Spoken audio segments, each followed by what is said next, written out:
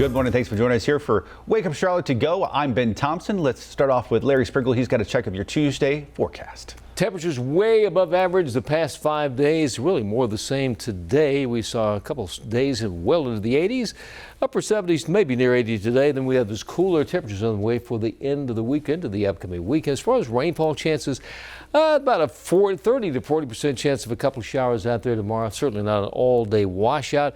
Hour by hour will be around 1 o'clock at 73 degrees into the middle of the afternoon. Remember, the average has about 71, upper 70s with a couple spots in the low 80s. As far as low 80s go, take a look at this picture right here. This is our picture of the day.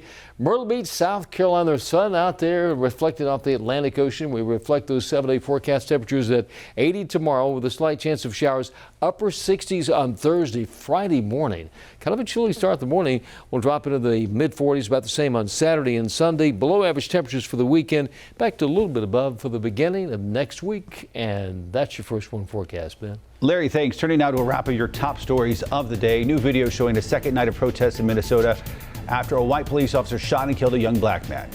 We're learning Officer Tim Potter shot 20-year-old Dante Wright during a traffic stop in Brooklyn Center just outside of Minneapolis. The city's police chief claimed the shooting was accidental, saying the officer meant to use her taser instead of her gun. This is, of course, happening as the murder trial of former police officer Derek Chauvin continues in Minneapolis, just a few miles away. Today, the sentencing hearing begins for a Gaston County man convicted of killing his daughter and daughter-in-law.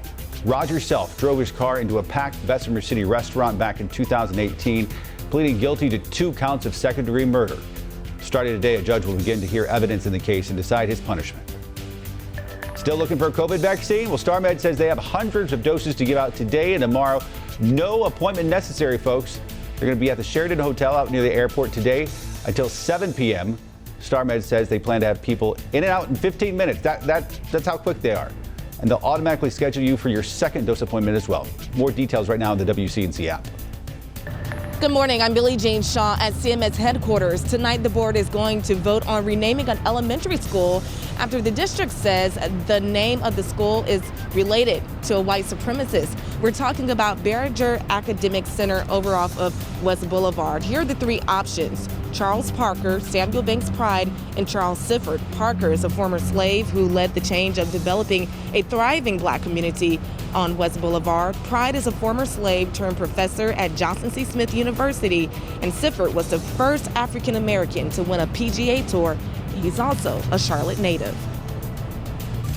Time now to connect the dots. When we make the news make sense. A lot of parents still a little uneasy sending their kids back into the classroom. Pretty soon, though, some new technology will clear the air in dozens of CMS classrooms. Classrooms can be a breeding ground for germs and bacteria. And in this pandemic, keeping the air clean is more important than ever. Let's connect the dots. New air cleaning systems are set to be installed in 39 CMS schools that don't have proper airflow. The technology is called needlepoint bipolar ionization. Sound complicated? It is.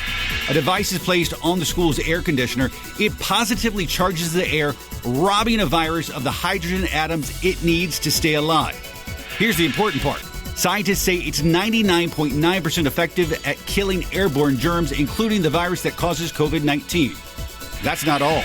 Needlepoint bipolar ionization also cleans the air of dust, dirt, and mold, making classrooms cleaner during this pandemic and beyond. And that is connecting the dots. Again, the new technology is expected to go to 39 CMS schools. If you want to know if your child's school is on that list, head on over to the WCNC app. We have a list there for you. Rachel. Ben, thanks so much. Good morning, everybody. After a year of staying home and a lot of canceled events, the Queen City is starting to open back up again, with many events kicking back off this spring, including this weekend here around Charlotte. So let's start with what's taking place at the Whitewater Center. If you've ever been to River Jam, it's a ton of fun, and they are restarting these events. The first one will be May 1st. And then we've got the 7th annual Wine and Hops Festival back on in South End starting May 15th. If you're trying to make plans this weekend in Charlotte, you are in luck, because the Wine Fest at University Place, it starts tomorrow and will last throughout the weekend.